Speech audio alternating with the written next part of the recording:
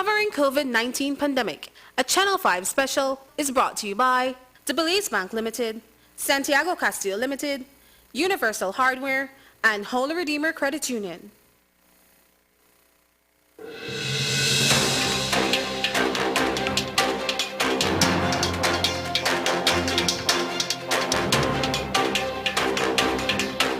Good evening and welcome to Uncovering COVID-19, a Channel 5 special. I'm your host, William Neal, and of course our show is tailored to give you a 360 perspective on all matters related to COVID-19. Joining us, we have our panel of experts. We have Dr. Ramon Figueroa, the Executive Chair of NHI.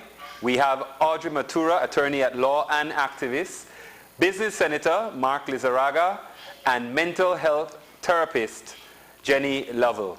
Welcome, panel. Hi. Hi. Now, before we jump into our show for today, of course, just your thoughts.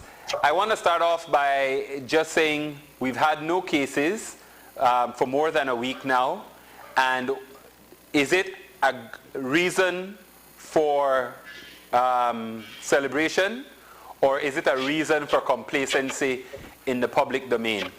Well, I can start. I would say that it's not full celebration yet, but I think it's good news, and we should keep hoping that that's the status quo that we maintain.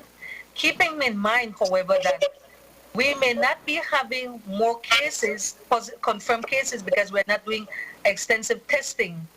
And one of the reasons we may not be doing extensive testing may be because we don't have all the test kits we need. But also, it may be that there may be some community spread, but they're asymptomatic. And if they're asymptomatic, there's no way we'll detect it. But being asymptomatic and not detecting it is not bad to me, in the sense that it means that others, if they're getting it from those asymptomatic people, are likewise asymptomatic. So one of my concerns was that if we had many symptomatic people, and it would be a strain on our health system.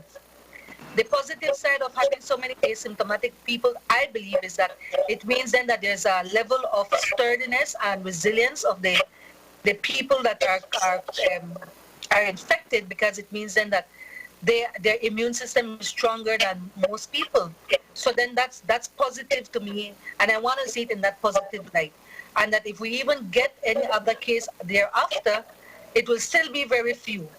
And even with all the testing, it will be very few positive cases, and of those few positive cases, even fewer those that are symptomatic, and far even fewer or even less or nil any possible more deaths. That's what I'm hoping for. That's why I'm reading this positive news cautiously, but not totally celebrating, because I think there are still measures that we, the people, have to maintain if we want to keep these numbers now down. All right. Dr. Figueroa? Yeah, I look at it in terms of cautious optimism. It's something positive that over the last 10 days we have not had any more cases. Normally the trend that you see in most countries is that there is sort of a doubling every 3 to 5 days. We have not seen, we've been 9 to 10 days without any new case. I know the ministry has sentinel site surveillance, and they have a method of testing. Obviously, it would be, the optimal situation would be that we do a lot more testing, certainly. But I am cautiously optimistic that we have not, even with the present scheme of things, where we have priority testing, limited but priority sentinel site testing, and we have not detected any case. I believe that the measures taken by government, in terms of the early measures taken by government in terms of lockdown and people adhering to social distancing, the use of masks, and all those measures, I think, have had an impact on the present situation, and it has not gotten out of hand. I cannot comment in terms of whether we do have any particular spread. It doesn't seem to be that we do have, but we cannot say with certainty. But at least I am cautiously optimistic. Thank you, Ramon. Mark? I think that we need to congratulate, to a certain extent, our Belizean people for keeping at home, for staying at home. I think that is key. I think throughout the world we know that social distancing is perhaps the most effective way to try and contain this thing. I think we have to thank God that we haven't had an explosion like we could have had, because it would have put our health services under severe strain, and we all have doubts about the capacity of our institutions, or our health institutions, not our people, but our health institutions, to deal with a massive outbreak. So in that regard, we've been very, very lucky.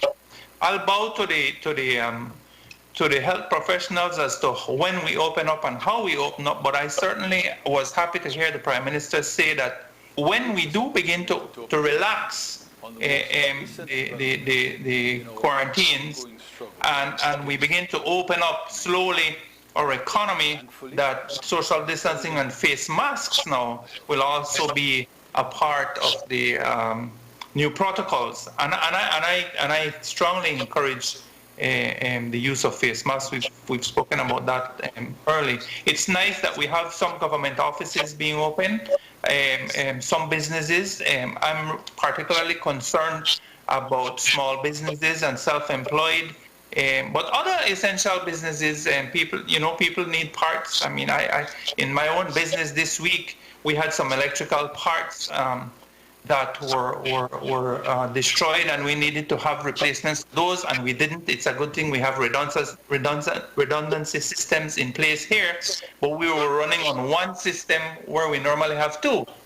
So we need to get parts, businesses need supplies, and things like that. So yes, we need to start talking about reopening the economy at some stage. I'll bow to the experts on that one, the health experts, but we have to clearly send a message. There's no time to be putting our guard down. We have to keep up that social distancing. We have to keep up the sanitation, the use of masks, etc., etc. Well, we'll explore the SI a little bit further, but thanks for your opening remark, Mark. And Jenny, just finally to wrap up this segment, the no cases, reduction in anxiety for most people? I want to say something about what we just talked about just now. Generally what happens, like say we put ourselves on a diet to lose weight to get into a dress or something. When we get past that point, what do? We go out like wild women or wild men, and we go and we indulge in everything that we were missing for that period of time. We have to be very, very careful. Now I'm talking to my people. We can't get out there and go drinking and partying and doing all these other things, forgetting or removing the mask because it's so comfortable.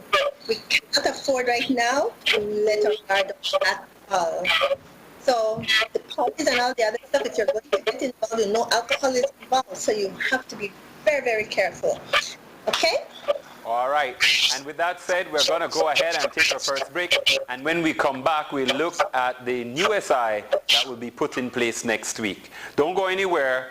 Uncovering COVID-19, a Channel 5 special, continues after these messages.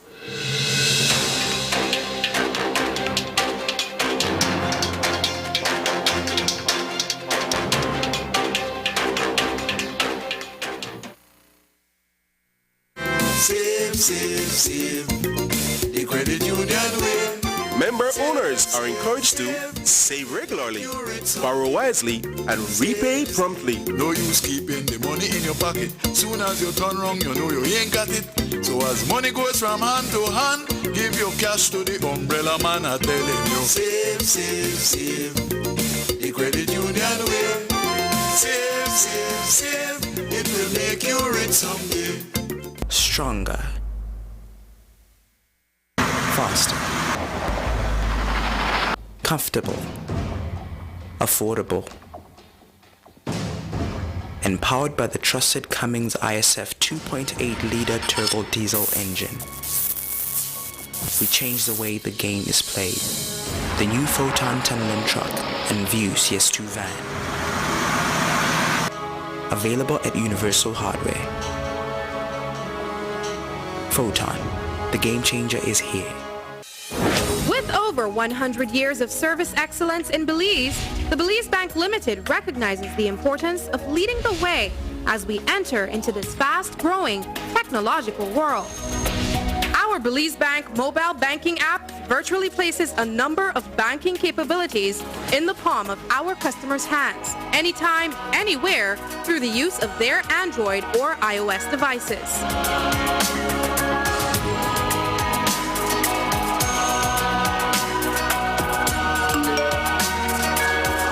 The Belize Bank, delivering a convenient and enhanced banking experience to meet the demands of our customers' digital lifestyle. The Belize Bank, our country, your bank.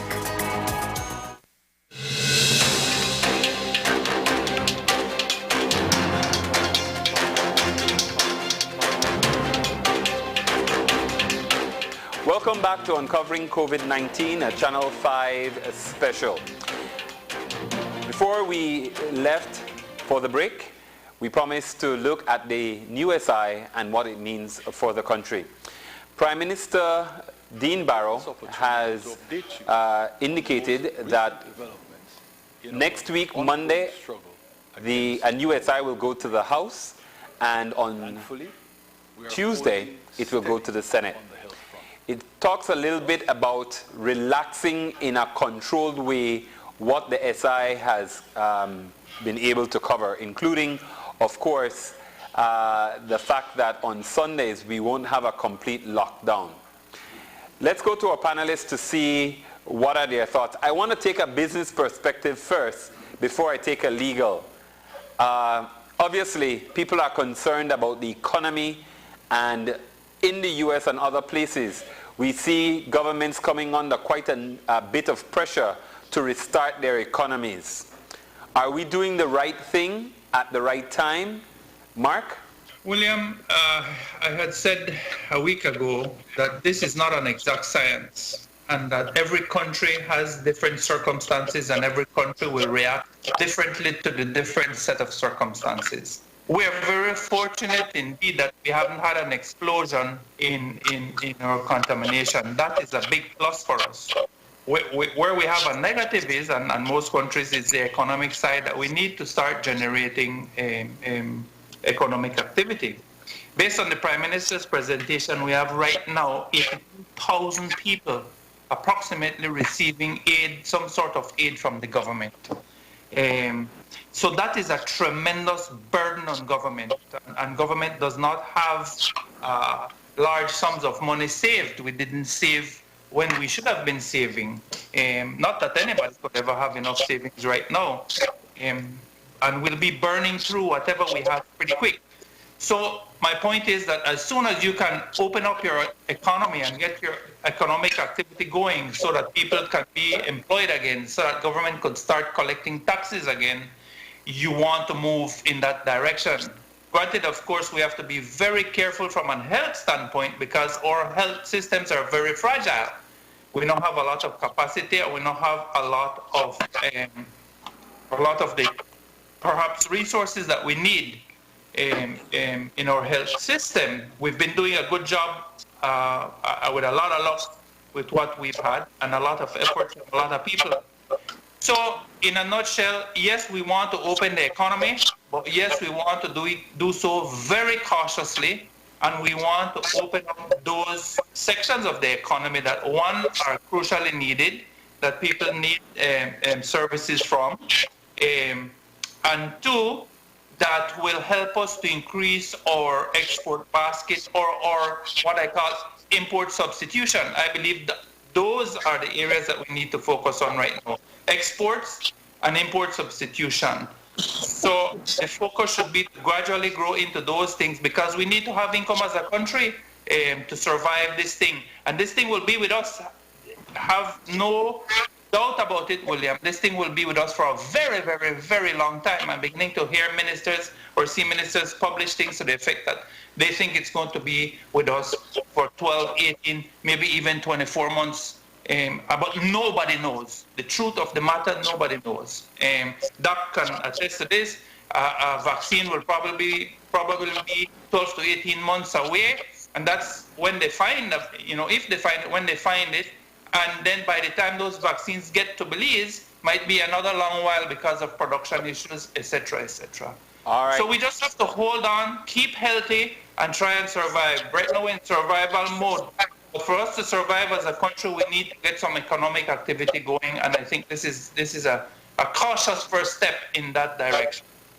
Audrey, I know you had said that you would, you wish that government would repeal all the previous SIs and come up with something that is more comprehensive. Is it one of those situations where, because there's so much uncertainty, the SIs cannot comprehensively address all the challenges that the government faces? Well, they did repeal all the SIs before SI 55. They repealed everything, and they did only SI 55 that has what is the law right now. But even though they repealed all the others and did one, it is indeed something that cannot be totally comprehensive, in the sense that, for example, it says you can vote for emergencies, but it doesn't define emergencies, because an emergency may vary from case to case, situation to situation, and circumstance to circumstance. For example, it says in there that certain businesses can open between a certain time. It does that, but it didn't address whether if the business opens within that time.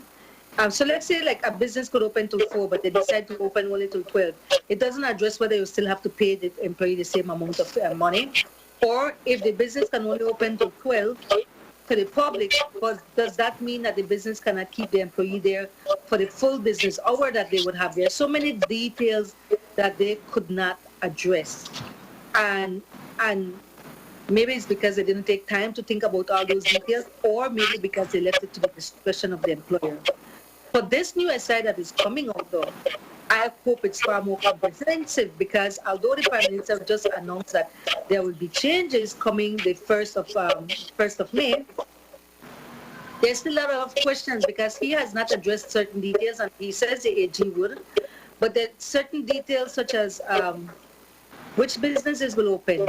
They said business will open, but clearly it's not which ones will open. Remember, there was a category of business that absolutely could not be open, casinos and bars and hair salons and barbershops and stuff like that.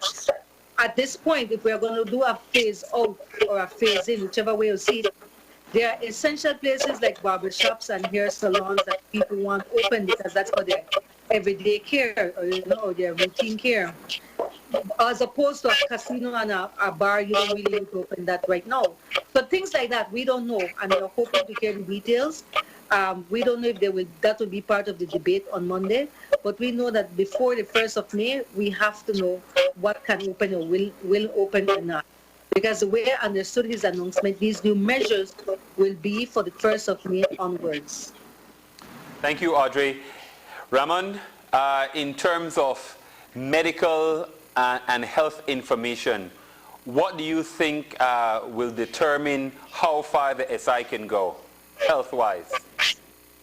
Well, I think one of the important things to consider is that for us to start feeling relatively safe, if I can use that word, you need to wait at least 14 days from the last case that we had. So after 14 days, you feel a little bit more comfortable, and you can start slow relaxing of the measures that are in place. I think it's important that we think through, plan it very carefully, not only which businesses can open, but also what are the guidelines that will determine how these businesses are open. For example, you need to insist on social distances, you need to insist on the proper use of masks, continue to insist on hand washing. All those measures that we're talking about need to be incorporated in any of the businesses that are going to start opening. And then if you wait another 14 days and so probably after 28 days, if we have not had another case, we can say, all right, now we can start another phase. But the important thing is that this is carefully planned out, that the guidelines and the details are properly put in place so that it's not just to open, but to open according to certain criteria and guidelines. To enforce those guidelines, because I think we also need to ensure that those things are being enforced. Because I think, as Jenny mentioned, one of the pitfalls may be that if you're caged in for a long period of time, and when they tell you to come out, you come out, you come out. Yo, pop way, as they say in a Creole. As in a Creole, you broke way. We have to be very careful not to do that. And I think up to now, I think the Belizean population has responded well. I must say, if you compare that to what is happening in the U.S., I think I can say I'm proud of our population and how they have adhered to some of the warnings and guidelines. But we still have to be very careful, and I think people need to consider that. One last thing that I want to mention is, I think, which is in our favor. A lot of the experts are saying that this coronavirus 2 is behaving just like the traditional flu, following a seasonal pattern. I know we don't know everything or that much about the flu, but it seemingly follows the flu pattern, which is during the cold season. The fortunate part for Belize is that we were at the end, right when we were entering the end of when we were at the end of the flu season. So I personally think that given we're in the summertime, it's absolutely hot, the transmission of the virus is limited. I think it interferes with the transmission of the virus. So that may be in our favor as well. I say this because another wave, as some of you have already mentioned, another wave is expected sometime in October, November, and we may want to also think about that period of time and what we're going to do in terms of maybe going back again into some sort of a measured limitation in population movement, in business and closure as well. That's something that we have to start planning from now as well. So we have to go slowly release or let go of the restraints at this point in time, gradually. But we also have to think about how do we maybe have to ramp up and how we will plan that in October should we have the expected second wave that's coming in at that point in time. Thank you, Ramon. Jenny, I want to come back to you now. And how do you counsel people to maintain some of the disciplines and not papwe, as they say in Creole, and definitely throw caution to the wind, because we've not suffered anything significant that it becomes a kind of way to keep us in check? William, I always, with my people, I always counsel from the perspective that I'm working with people who have been traumatized. Because if you look at the definition of trauma, right, it is something that is so bad for the person, such as abuse as a child, they witness a murder, and a lot of children even.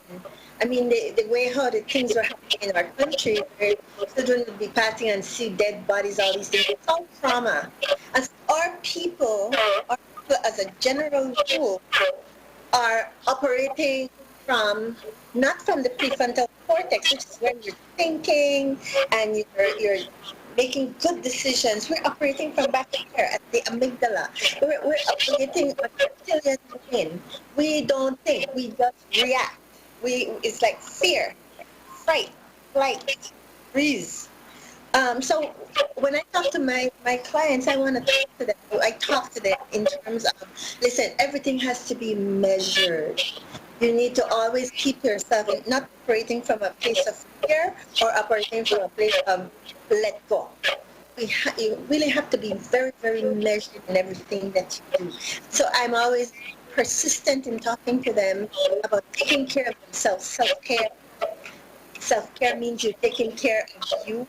You're wearing those masks to protect you, but also to protect the other people in your family and other people that you know out there, your friends. So you continue to wear the mask for that reason. You continue to maintain social distance. So you don't pick up something out here and take it back home. Still have to maintain all these things because you love your family, you love your children. So it's very essential that you continue to do these things. Now, Jenny, I want to use what you said to jump into our next point that we want to discuss. We saw the unemployment relief, and we noticed that the police really struggled to have, and even with the pantry, the police really struggled in terms of getting people to maintain the social distancing that is required. In some cases, they had to really extend the long arm of the law to actually close down the pantries. As we talk about the new SI and wearing the mask, is that a physical kind of reminder that we have to do some of these things despite the fact of what we've seen in terms of the needs, the physical needs that people have, that they feel as if though there's not enough and we have to fight to get a piece of the pie, so to speak? So think about a majority of our people are operating strictly from fear. Fear. Fear of not having enough food, fear of not getting any food, fear of not having a job, fear of not to get back out there and work. Get back out there and work and have to use this money for a bit. Fear that there's a hurricane season coming up in a month or so. All these things, and you're operating strictly from this reptilian brain back here that says, ah! Okay? So really and truly what we have to keep saying to our people is you are wearing this mask to protect you and your family and your friends. You keep the distance. I watch people in the lines and it's like they totally forget the importance. And so I think the people at the top, when we speak to people, we have to talk in language that they understand. We have to really and truly talk and explain. The mask is to protect you and your family. I have people say to me, why are you wearing a mask? I don't want to make you sick, because I don't know if I'm asymptomatic. Asymptomatic meaning I don't know if I have something that I could pass on to you. So that's why I wear a mask. I need to wear a mask so that you don't give me something either. And so we have to just keep sending that message to our people that the social distancing and the mask are what continues to help to protect us. Did I answer your question? Yeah, you did, Jenny. Let me jump to Audrey. Audrey, we've seen some numbers being reported in terms of how many people have been serviced by the unemployment relief. And considering we didn't have a system in place, the government and the team of professionals have really extended themselves. We see coming online the prepaid cards, ATM cards, as one of the solutions. What are your thoughts now that we've seen some numbers, and is it something that, given the fact that there'll be some relaxation, even though we still have some of the crunches on the economy, what are your thoughts now on the way that it is actually being implemented? Well, you asked me several things, so let me take them one at a time. Sure. In terms of the approved, so we know that over 60,000 people have applied for the relief. Approved, according to the Prime Minister, has been 33,771. And of those, 23,680 have been paid out. To me, that's good for those approved and those who got paid. The problem is that the other 50% that never got approved are actually people who are deserving of it. And why I say deserving of it is that when they did the terms of reference, they never considered what would happen to those people who were employed, were not laid off, but went back to, would not go back to work until maybe next week when they announce it, that they could go back to work. So they may not have gotten the relief they got. They should have gotten. Or even if they got it now, know that they're going back to work. Remember, this relief is for 3 months. Is it fair for them to still get that relief for the other 2 months when it's only 1 month they had to be off the job, especially like workers from the hardwares that were open and then they closed for a while, and the construction site was open and then closed for a while. For that moment that they didn't get that salary, I think they should have gotten the relief. But if they're one of the first sets going back to the work, and remember this approval is 3 months, there has to be an injustice in still giving those people the money when there are other people who still need it, who were unemployed long before that. So there's still some disparity. Clearly, they were not ready for this. So I keep saying that while we want better to come out of it, the government wasn't prepared to do it something, so they're trying to make do with what they have. But they need to review it. One thing we learn about COVID, it's so fluid. As we go along, we need to review things. I like the idea of the cards, though. I said that before, and I repeat it again. I think that's innovative. That should have been the best way to proceed. In terms of the relaxation of the measures, I am concerned, William, in that I would think that, yes, we should relax some measures, and yes, some places could open. But I want to hear a well-thought-out formula. For example, I want them to consider what is really needed for everyday living. And when I think about everyday living, things that may seem not the most essential, but for people, it keeps them sane. For example, it may sound funny, but I see a lot of the men posting on Facebook that they can't get a haircut. Same with women. It may seem insignificant, but that one gesture might help them. But it may not be a good idea to just open up salons and barbershops. So they might need to put in place a system where, say, in every barbershop at any given time, it can be only by appointment. There can be only 2 barbers and 2 customers at a time. And you must have a basin outside with water to wash. Put these guidelines. So and then what I'm thinking of, there are some small businesses that can automatically open because the office only has 3 or 4 people at any given time. Or the business, depending on the nature of it, it's not one that is in out public, it's by consultation, especially like our law firms. It's by consultation and appointments only. I'm only using law firms as an example, but there are many other businesses that do that, real estate and stuff like that. So I want it to not be rushed and be properly considered. Even those that will remain open for some time, like who are always open, like the supermarkets, then let there be rules for those that will have mass exit and entrance and exit of people. A basic thing apart from mass that I think the government should implement as part of the regulation is that those places must invest in the thermometer, the one that you has the laser, and do the temperature taking. I think the mask is good, but I really think there's more that can be added. I will say yes, the Prime Minister only made a general statement, and I know the AG will give from a legal perspective, but I always find the disconnect of all of them. The policy, the health issue, the legal issue, the reality of everyday life, how you keep a population sane. I've never seen a holistic approach to these rules and regulations as I would want to see from a humanitarian perspective, while appreciating the legal aspect, the economic aspect, but also the social, mental aspect. So those are my comments for that. For now, I hope to be able to explain more on the legal aspect as we go along. Okay. And Mark, your thoughts with the unemployment relief? I think that one of the things you keep hearing is the need for wide consultation.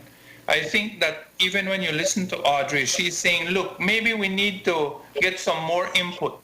This is overwhelming, I can imagine, for the people at the top. And usually the people at the top come out with something, but there's a disconnect as it goes down the line. And maybe it's because the people at the top haven't provided all the details down the line. But at some stage, I think that we need to widen the net of people that have input into these things. Maybe drafts could be sent out to a little wider circulation before things are published or before they're passed. But as we go along, there's so many areas that we can see that more input is vital in my view. All right. Thank you, Mark. And Raman, I just wanted to get your thoughts on seeing the unemployment relief update. I know one of the things as the head of NHI, definitely people accessing the system it has worked well in the areas where you have NHI. Is that kind of a medical system something that we need, kind of a comprehensive kind of system that can be then used for people who are unbanked? And how does the NHI system actually accommodate people who are often the ones who are often difficult to put within the system in an easy way? So we have a database with telephone numbers and people that we contact. One of the things that we did before this whole thing, when this thing was starting, was, for example, and it's of great concern, the elderly, because the elderly are one of the vulnerable populations, and in the south side, probably some of those who are at home without much support. What we started doing is a lot of home delivery. There's a food program, for example, with Mercy Clinic, where we deliver food, where we deliver medications for them. What we also did with the hypertensive and diabetics was distribute medications for 2 to 3 months so that they didn't have to come into the service. So we have direct access to the population. What we're looking at now is this whole COVID situation is now changing the way we think about healthcare delivery, for example. Just this morning, I was in a discussion with International Hospital Federation, and they're looking at the new modalities of healthcare delivery, and lessons learned from the COVID experience, where people now don't have to come to the health facility. Remember, we've always said this, but I don't think it has been hammered in until now, that the health facilities are really a place where you have a lot of infections in them. So if you don't have to come, you should not come. And it should be the health professionals now that reach out to people as opposed to people coming to health facilities. So now we need to rethink and relook at how we deliver healthcare now, learning from this past experience. I'm not sure if I... No, you did. You did, because I think that's a part of maybe the self-enrollment capacity or aspect of it from NHI is something that is important, that people will have to develop some kind of a system so that we can better manage things like the unemployment relief going forward. And COVID-19 gives us an excellent catalyst for such a system to be put in place. Let me jump into one other question before we go to a break. One of the main concerns has been that we'll see an extension in terms of the SI to a 2-month period. And people are again wondering, do we need 2 months in terms of the time? People have also questioned why shut down only on Sundays. So how do you marry the length of time to make it something that people can understand? And I'll start off with Ramon right here. Obviously, there's some guidelines in terms of after the last case, how much in terms of time has to pass, whether it's 14, 21, or 28 days. 2 months? What's your take on the 2 months in terms of the state of emergency being extended for that amount of time? Well, I would tell you my initial reaction when I heard 2 months was, no man, we can't go to 2 months again and be locked down. Because there's a lot of mental health issues associated with that, and I didn't, from just hearing that without the details, I was thinking there's no benefit for us to continue lockdown in terms of an additional 2 months. But when I heard the statement from the Prime Minister and the details, I understand. I think it's a gradual. It's not that we're going to be in the same situation for 2 months. It's going to be setting up the SI that we will be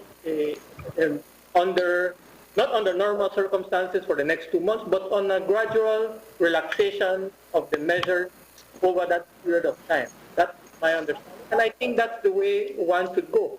But again, just to underscore the fact, and I think Audrey did also allude to that, is that we have to pay attention to the details. Which businesses are going to come on stream, and what are the guidelines that are going to be followed at each of these businesses. That has to be well thought out, and I think attention has to be paid to those things, to the details. As I said, the devil is in the details. In this particular instance, I think it's important that those details be fleshed out and properly understood by the population and by the businesses that are going to be open over that period. All right. Audrey, I want to go to you for a legal aspect. Before I come to you, Jenny, looking at it legally, 2 months? Okay, so you see, there's a confusion in the language, and the average person doesn't understand it. They equate state of emergency with lockdown, but they're not mutually exclusive. A state of emergency is one under the Constitution where the government declares as a state of emergency for various reasons. One of the reasons is it allows the government to redirect resources. It means an emergency, and monies I had allocated for one thing I can use elsewhere. It's an emergency. But also under a state of emergency, because your certain constitutional rights can be suspended, the government can make regulations curtailing certain rights. However, also under a state of emergency, the government does not necessarily need to have a lockdown. A lockdown can exist without a state of emergency, and a state of emergency can exist without a lockdown. How does a lockdown exist without a state of emergency? Under the Quarantine Act, by their locking us down or limiting our movement, that's a lockdown. A lockdown can be of varying degrees. There can be an absolute lockdown where nobody moves. There can be an essential lockdown where only the essential services operate. There can be a loose lockdown where some people move and some people don't move, depending on how they categorize it. And there can be a minimal lockdown where everybody moves, but it's amounts to a curfew because you only move within a certain time or certain places. As people heard that there's going to be 2 months state of emergency, they quickly think, well, we'll be locked down for 2 months. But people remember, on the 1st of April, when the state of emergency was declared, we didn't have a lockdown. The lockdown came till the 5th of April when we had the first death. When the first death was announced, then there was some kind of lockdown countrywide. Before that, under the Quarantine Act, only San Pedro was on a lockdown. And when they passed SI, I think it was SI 48, they merged what was happening in San Pedro with the state of emergency. So it is possible that under a state of emergency, you can incorporate a full lockdown or different degrees of lockdown. So I think it's the terms, it's people not understanding that one does not equate the other, make them quickly react. It makes them quickly react and think, oh my God, another 2 months. No.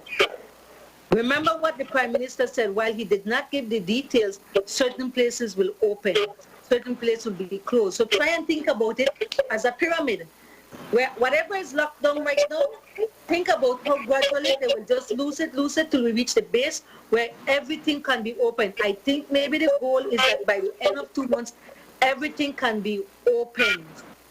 Even though it may be open still with certain rules, it's open in that it does not limit your freedom of movement and association, but it will impose on you certain protocols that is for your own safety.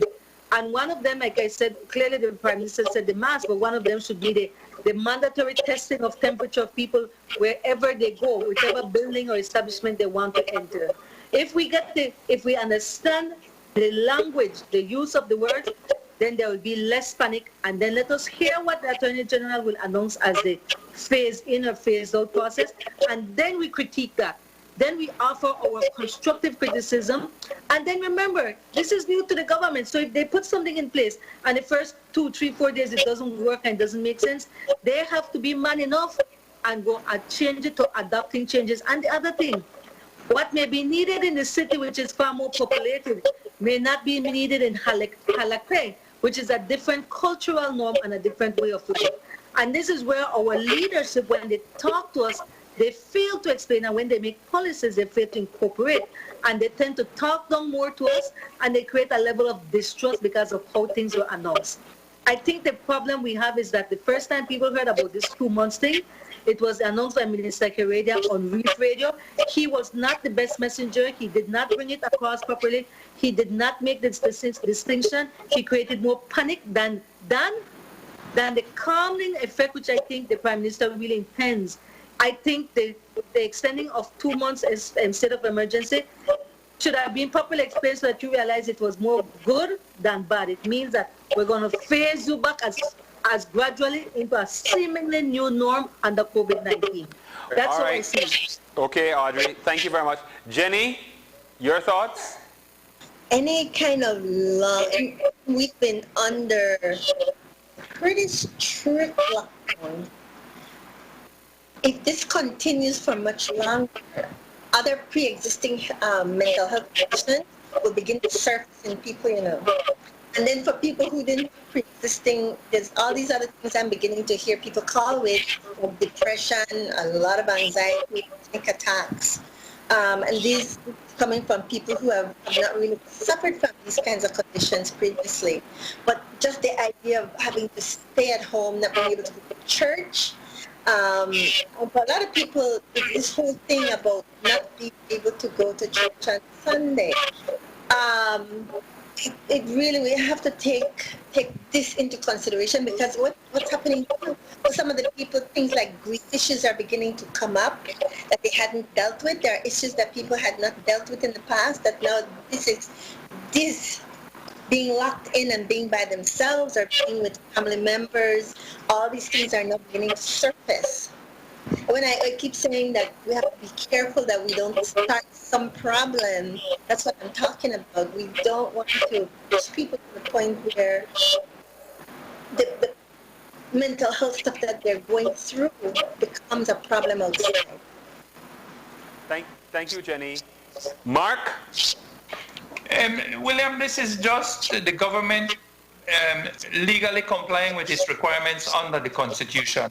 It had to go back and ask for permission again, and it simply means that the government has now the legal authority then to put us back under the quarantines and to take all the necessary steps that one would take under a state of emergency. It doesn't mean we'll be locked down for 2 months. What is going to determine whether we'll be locked down for 2 months, I believe, is the positions we arrive at after consultations with the medical authorities based on the evidence that we find, the health evidence. No, Doc, I mean, do we have any more flares or do we have any more cases? But I think so that we don't have to keep going back to the Parliament for permission. Every 30 days they decided for efficiency to do the 60 days one time. I think that was.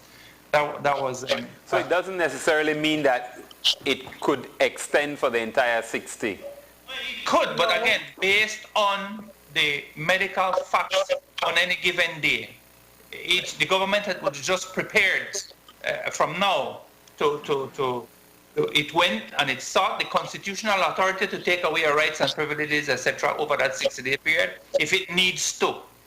That's all it means. But I suspect that the period of relaxation should continue if our health positions remain the same, if we don't have no flares. Okay, thank you very much, Mark. We're going to go ahead and take a break, and when we come back, we look at the Ministry of Education's decision to suspend the academic year. Don't go anywhere. Uncovering COVID-19, a Channel 5 special, continues after these messages.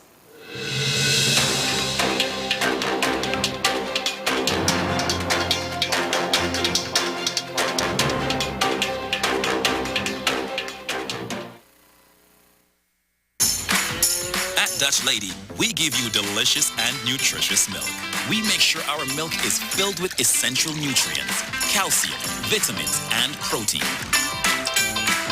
Dutch Lady gives everyone in the family a strong start to the day. keep your family healthy and happy. Dutch Lady, building strong families since 1871. Save, save, save. The credit union way. Member owners are encouraged to save regularly, borrow wisely, and repay promptly. No use keeping the money in your pocket. Soon as you turn wrong, you know you ain't got it. So as money goes from hand to hand, give your cash to the umbrella man. I telling you, save, save, save. The credit union way. Save, save, save. It will make you rich someday. Uh-oh, what are those? Germs! That's right, they're germs, and they love to spread. Uh-oh! And how do they spread? Hands! Germs can spread everywhere from hands, and from hands they move on to food, toys, other hands, and faces. Yuck! Germs make people sick, and that's why it's very important to wash hands. Hooray! It's important to wash your hands, so follow these steps to do it right. 1, Turn on the water and wet your hands. 2, Use soap to lather your hands and scrub. 3, Rinse your hands completely. 4, Now that your hands are clean, use a paper towel to touch the handle and turn off the water. 5. Dry your hands with a paper towel. Hooray! Follow these steps every time and you'll keep germs away. So remember, the best way to fight germs is wash hands.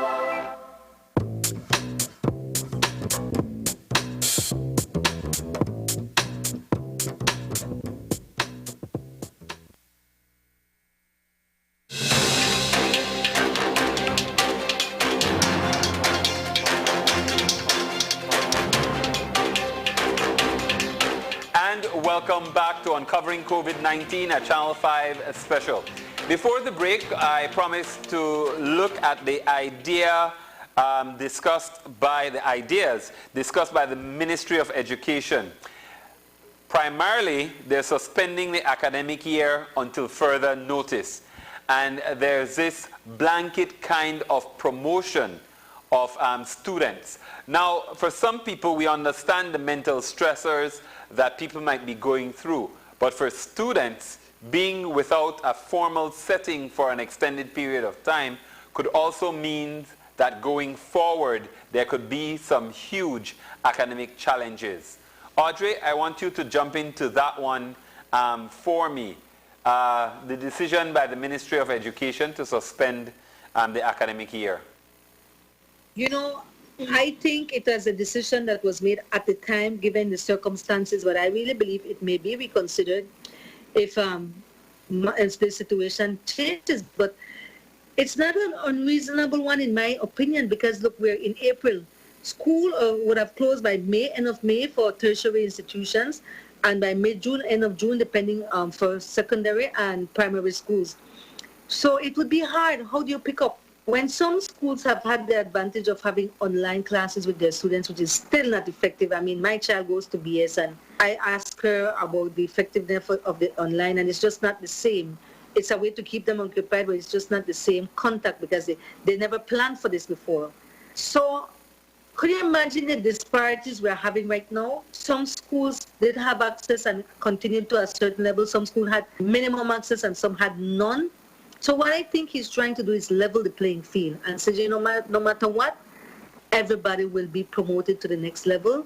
No matter what, you are you're not gonna be penalized. I know a lot of people attack that, but you have to remember that this decision is being made in context of a very difficult situation. And how do you make some students feel bad for not being able to have access because of COVID, and some students progressing because they had access? So the only thing you can do at this point is level the playing field. And suspending the school year and saying that students will automatically graduate or be promoted is a plus. It's a boost of morale for those who were feeling demoralized at the last school year. it is a second chance for those who were just lagging behind and didn't think they would pass. It can be seen as an opportunity, and in the context, to me, it was the right thing to do. However, it doesn't mean that the students or the schools or the teachers or whoever should not take the initiative to make sure that students learn or still learn some of the basic things that they needed, because going to the other level means that you come with some of those skills already. So there will be a challenge there. Or maybe what they can do in case this, well, if it's only 2 months more of a phased in back into normalcy, then during the summer, maybe there can be a reconsideration, and during the summer have makeup classes for those parts of the lessons that you miss. So that would be my comment on that for now. And let's see how things progress. But it has to be a decision that we support, because nobody came up with a better suggestion. I'm hoping to hear, however, if those same rules apply to private, because clearly the minister and he's looking at the public schools, but it has to be, in my opinion, that policy also applies to private. We have not heard a distinction between private and public schools at this point. All right. Thank you very much, Audrey. And that's all a part of moving into this new normal. And I want to talk to Jenny about that in terms of what does that mean? You know, people immediately think, well, it means that we have to cancel September celebrations, Lobster Fest, all these things. And people are looking at those as punishment for, as a result of COVID-19. How do you get people to understand that, there are other things that you can do, because we have been very disciplined as a nation, but we still have to maintain that discipline for some time more? We love Lobster Fest and these other things. People, there's just crowds of people who attend these functions. And yes, I understand the business part of it. They make money. But my gosh, when I think about, I've been to Placencia for Lobster Fest. There's just too many people. If they open that up, people are going to go, and wherever there is alcohol, trust me, caution goes out the window. So new normal for right now until they come up with some way of protecting us, we can't have those things. I don't see how we possibly can. But again, it's about talking to our people in ways that they understand and accept.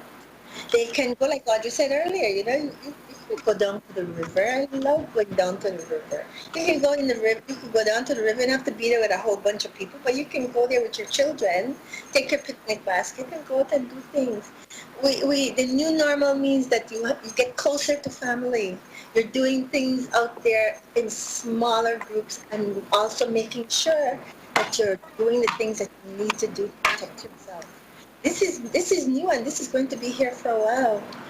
It's all in the way we sell it to our people.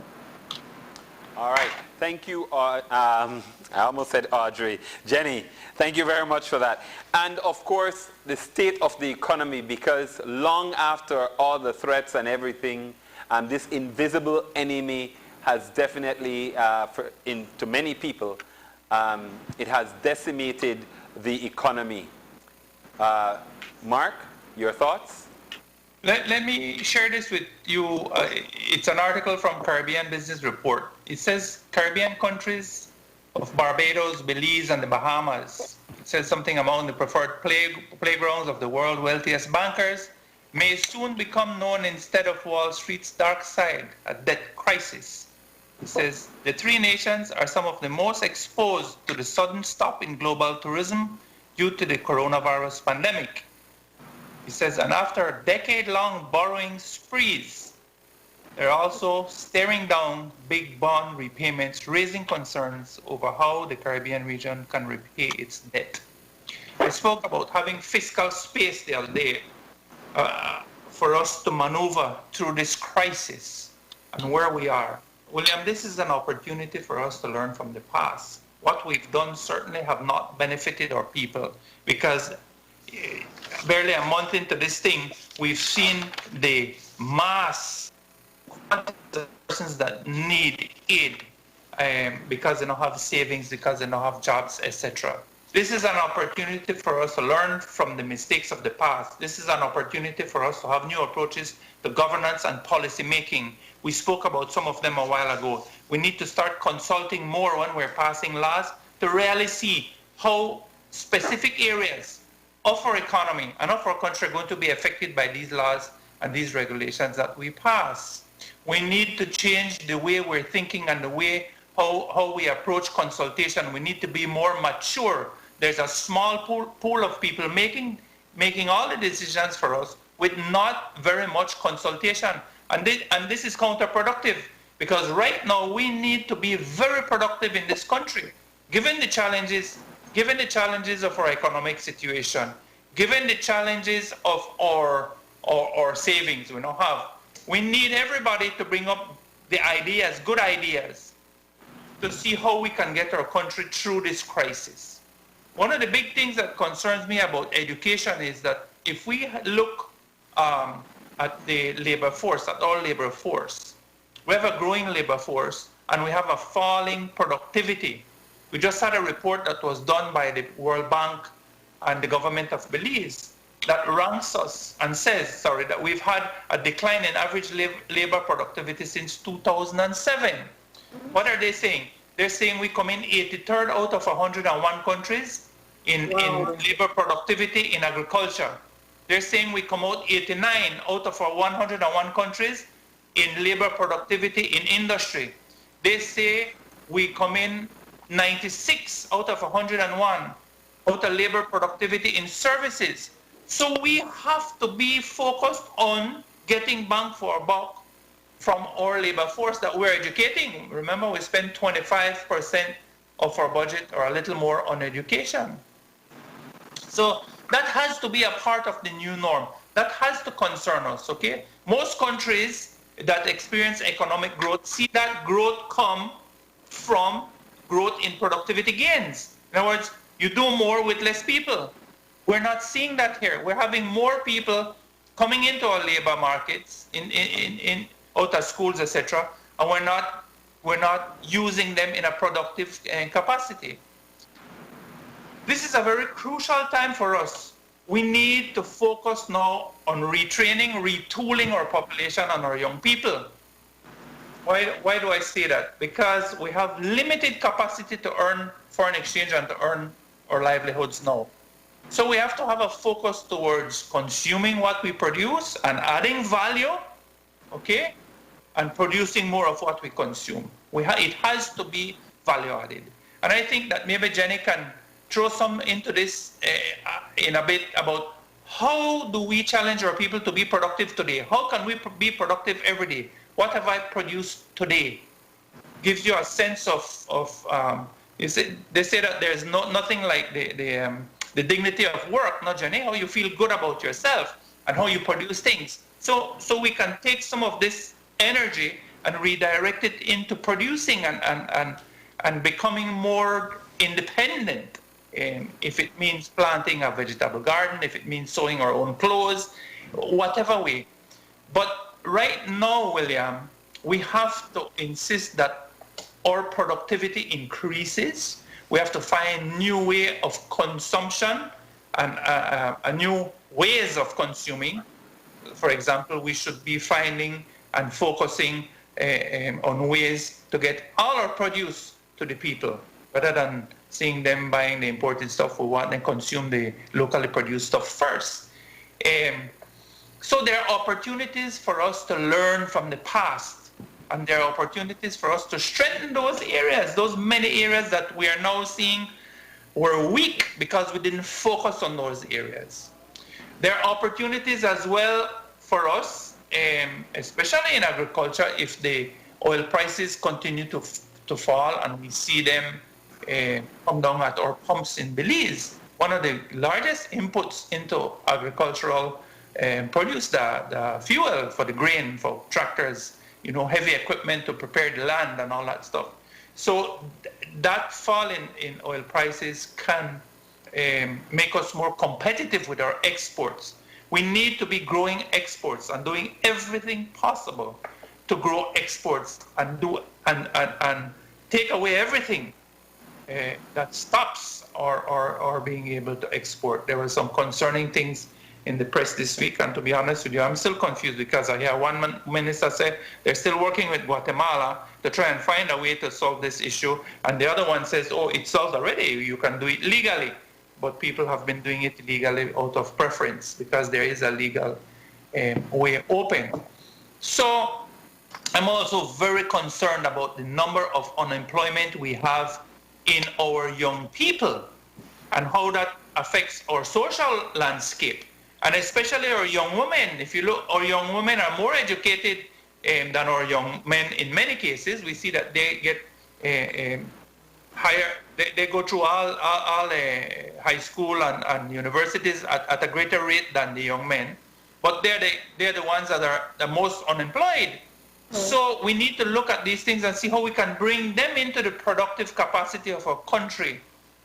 Whether it be through local manufacturing, local value adding.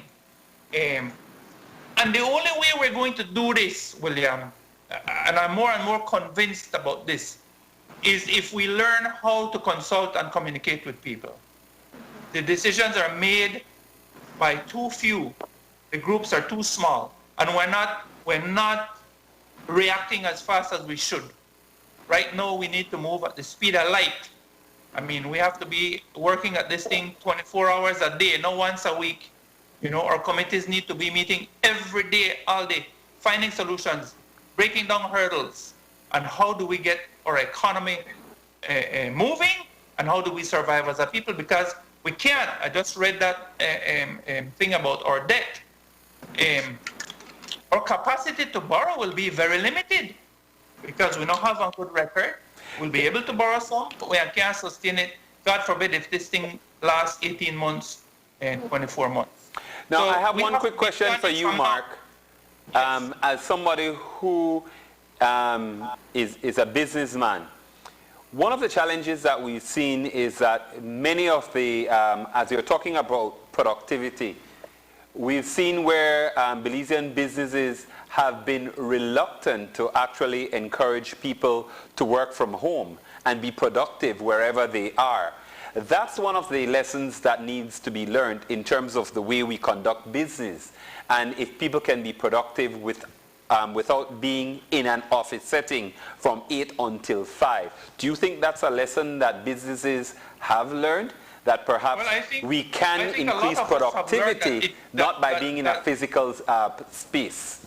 Yeah, I think a lot of us have learned that there's a lot of efficiency that can come through this type of communication, through this type of work. I mean, there are many of us, even myself, I have a daughter who's away and she works online. I mean, and so there are lots of businesses that are beginning to accept this new reality and realize the efficiencies of this new reality. You don't have to be driving up and down and going all over the place. You could be working from the comfort of your home and you can still be productive. A lot of us have learned that lesson.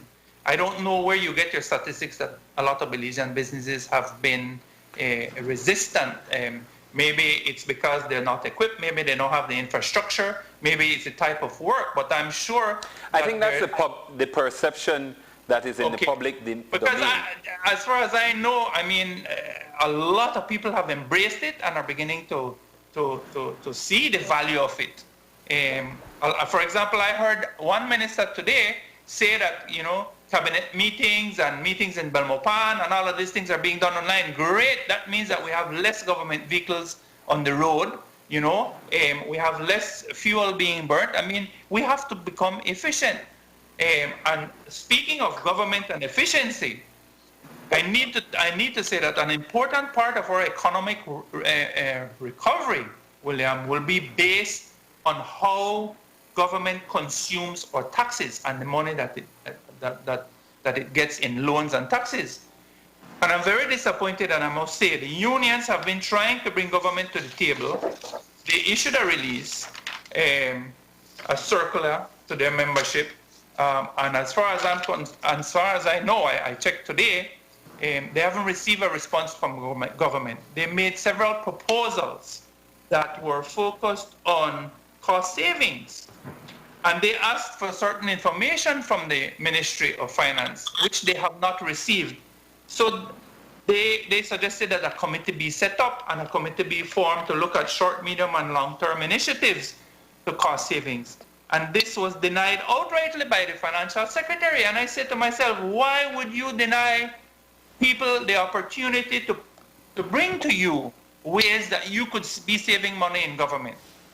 So again, the decision-making is being taken by too few people, and the decisions that they make will affect all of us, and all of us will pay for it. Let's not forget that.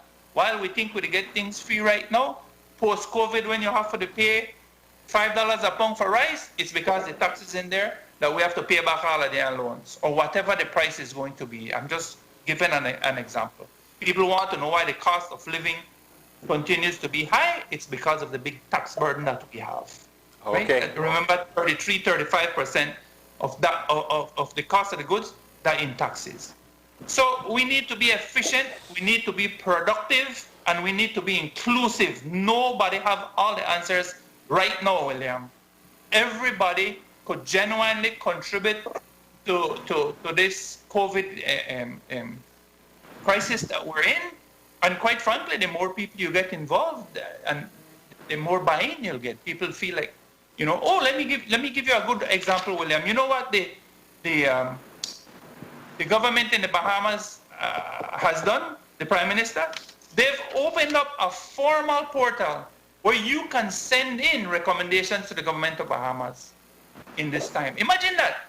Here's the Prime Minister of a country saying, look, send me your ideas, send me your thoughts, send it through this portal so that we can look at it and engage this way electronically. You don't have to come to Belmopan for meet nobody. Send me all your ideas. And he is proactively asking for people's input.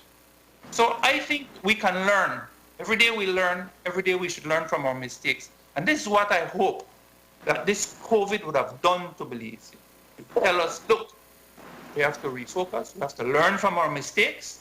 And here's an opportunity for us to do better and to prepare us from now for the things that are going to happen to us 6 months, 12 months, 18 months, 24 months down the road. Things that we've never done, William. Thank you very much, Mark. We're going to go ahead and take a break, and when we come back, it'll be for our parting shots. Don't go anywhere. Uncovering COVID-19, a Channel 5 special, continues after these messages.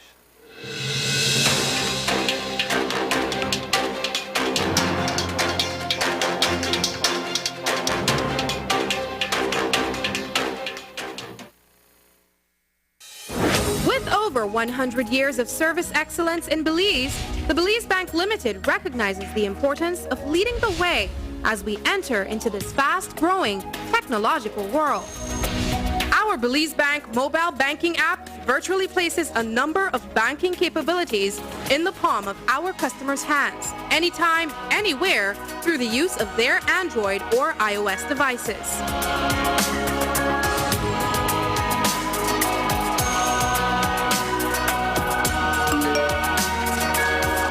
The Belize Bank, delivering a convenient and enhanced banking experience to meet the demands of our customers' digital lifestyle. The Belize Bank, our country, your bank. At Dutch Lady, we give you delicious and nutritious milk. We make sure our milk is filled with essential nutrients, calcium, vitamins, and protein. Dutch Lady gives everyone in the family a strong start to the day. Keep your family healthy and happy. Dutch Lady, building strong families since 1871. Does the open road on a street cruiser sound like fun to you? What about riding through some dirt roads on a brand new Leafan trail bike? Perhaps zipping through the city is more your vibe. Whatever Leafan fits your lifestyle best, we've got it. Visit us or any of our distributors nationwide, or go online to see our wide range of Leafan motorcycles and parts. Leafan, bold, affordable, reliable.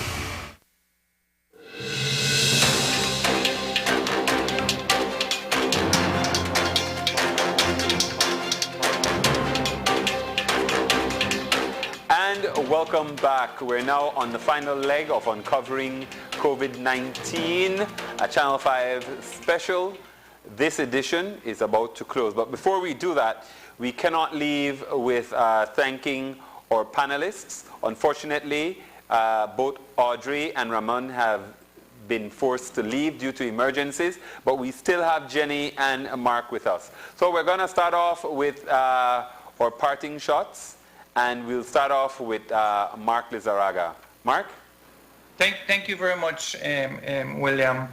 William, as we move into the coming days, hopefully we will not have any new cases of COVID, and we're going to see some semblance of reactivating of the wheels in our economy. And I take this opportunity to say that we need to have these steps as soon as the medical people tell us that it's proper and the timing is right. I stress that we do the social distancing and we continue to practice good sanitation practices, and that we have clear protocols in place for those businesses when they open as to what it is that they need to do from a health standpoint to maintain social distancing, etc. And we've been pretty good at that, I believe, for the most part. But I want to make a special appeal to the people that may still be at home because the quarantine now open up fully. I want to make an appeal to the people to two things. One, when you are at home, try and be productive. Try and maintain some semblance of productivity. Find an arts, a craft, a project, plant one vegetable in our bucket, in our plastic bottle. There are many ways you can do it. You could fill one bottle with dirt and hang it. Do something productive. Get into that mind that every day you add value to something, and that you add value to your efforts, right? So today you can say, boy, today I was productive. I planted a tomato tree, or I sew one pants or one shirt or one dress. Do whatever. Do something productive every day. And also, when you have the choice to buy, I suggest that you try your utmost to support your Belizean brothers and sisters, your Belizean farmers, because we need to keep that agricultural leg strong and vibrant, and we need to grow it, because it's carrying a lot of weight now that the tourism leg used to carry, and the tourism leg is missing all of a sudden. So I would also like to make an appeal to the government and those people that make, those institutions that make the decisions in our country, to learn to become more inclusive, to learn to reach out to the different sectors. You almost have to be sector specific, and you almost have to go to each different sector and say, how can I help you specifically? Because the policies that we need to put in place going forward can't be just generic. They have to be very specific. How can I make this segment, how can I help you to become more efficient, more productive, and grow and hire more people? Because that's the key. We need to find a way at some stage to put back that 70,000 people or 80,000 people that don't have jobs, that need government handouts. We need to find a way to bring them back into the productive economy. We need to find a way to bring all that informal people, all the informal people that we have in the economy, back into the formal economy so that they can participate in sharing the burdens and sharing in the rebuilding of our country and our economy. Laws have to be very clear. Send it out, man. Send it out to the attorneys, send it out to a few people, send it out to parliamentarians so that they could have input before you put out the laws. I'm making this appeal to my good friend, the Attorney General. And then we need to hear the conversation about how do we sell our produce abroad. We have to kick down doors. If we have to go to Cuba and tell Cuba, you know what, I can't pay you for your nurses and your doctors, we really appreciate them, but I have to pay you in chicken, then let's do it. If I have to pay you in beans, let's do it. If I have to pay with sugar, let's do it. But we have to go out there and be aggressive salespeople for our country. If we have to go to Venezuela and tell Venezuela, I'm sorry, I can't pay you with foreign currency because I need it for the running of my country and my economy, I have to pay you in chicken and beef and pigs, then let's do it. And the same thing for CARICOM. It's about time that CARICOM starts to really do for us what we've been told it would do for us, we know they sell enough to CARICOM, and if we have to go there forcefully, this is the time to go to these people and say, for us to continue this relationship, we need you to support us when we need the support, and we need the support now. I also think that there's an opportunity for us to leverage goods for goodwill. In other words, we could go to the international financial institutions and say, look, would you allow us to sell to the Caribbean islands on credit, to sell to Venezuela on credit, or to pay? Venezuela is a little different, but I'm thinking more of the Caribbean islands. Would you allow us to sell to the Caribbean islands on credit and then disperse those monies to us as some sort of a quid pro quo, or put it on the books that the Caribbean islands owe it? We can't take nothing off the books right now. And I don't see it. I don't hear the conversations. I don't see the urgency, and I don't hear the urgency in these matters. And it really concerns me, because this government is accustomed to borrowing and borrowing and borrowing and borrowing. And that has an end. That will come to an end. We know it's not sustainable, and we know now that worse, we can't sustain that. Thank you. That's my appeal this week. Thank you very much, Mark. And Jenny, your parting shot? Yes. Just to add, I just want to say something about what Mark just said. It's so important to keep a routine. We have to set a routine and keep it. You know, I love getting up and just like, they were showing people going to empty their garbage and dressing up to go empty the garbage. I dress up to come here and talk to you guys. It feels good. But what I want to say, gratitude. Mark, and I'm asking everybody right now who's watching the program, think about 3 things that you are grateful for. Can you name 3 things you're grateful for right now? Oh yes, I'm very grateful that I have my family and their support. It's a family business, and that everybody's putting in their. I'm very grateful that we've been disciplined, that we've learned how to save over the years. That is helping us right now. And I'm very grateful for the workers that we have that have gone over and beyond, and they continue to face the public. Remember, we are an essential service. We face the public every day at great personal risk. But they realize that we provide a service, and that service is needed, and we're grateful for our customers that come in and tell us thanks to. Yes. So there's a lot to be grateful about. But, I really want people to think about gratitude, because you know, as you are grateful, you get out of yourself. I want to share this with you. Sorry for cutting to your time. I told somebody this week that while we're in the same storms, we're not in the same boat. Yeah. Okay? I want you to think about that, because we're all experiencing this storm, but we're not in the same boat, because my experiences are completely different than other people's experiences. But we still have to find things to be grateful for, so that we can invest with more. Okay, we have to find it. No matter how poor we are, no matter how desperate we are, find things to be grateful for, that we may be blessed with more. Okay. And there are simple things. And there are simple things like your health, yes. Jenny. I mean, yes. We're not sick, and definitely when you see the numbers of people dying from the COVID-19, and yes. the way that it looks painful, and definitely yes. just basically grateful for health and clean air. Yes, people forward all these fun things and funny things, but I really would like people to think about maybe 2 people daily that you actually pick up your phone and talk to them. Pick up the phone and talk to them rather than forwarding something. Show that you're interested. Show that you care. So that's number 2. The last one, reach out to somebody, at least one elderly person. Reach out to that elderly person, maybe find out how they're doing. Do they need something? If they can't come out, go do something for them. But at least one elderly person, reach out and do something specific for them. And then I guess I'm add one more. Don't forget prayer. We really need to pray and give thanks. When we pray, give thanks for whatever little thing we have been blessed with, that we may be blessed with more. Okay, that's my parting shot. Thank you very much, Jenny. Thank you very much, Mark.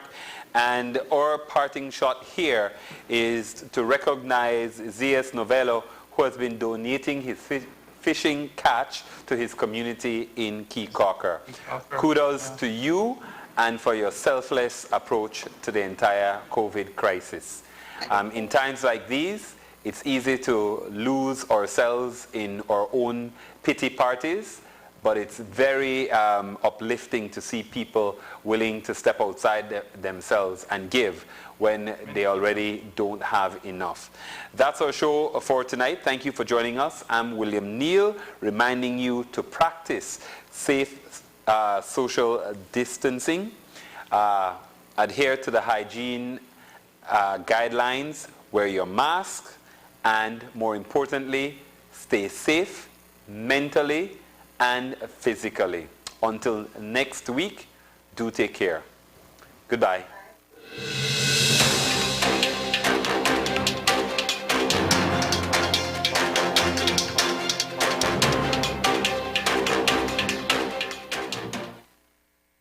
Uncovering COVID-19 Pandemic, a Channel 5 special, was brought to you by the Belize Bank Limited, Santiago Castillo Limited, Universal Hardware, and Holy Redeemer Credit Union.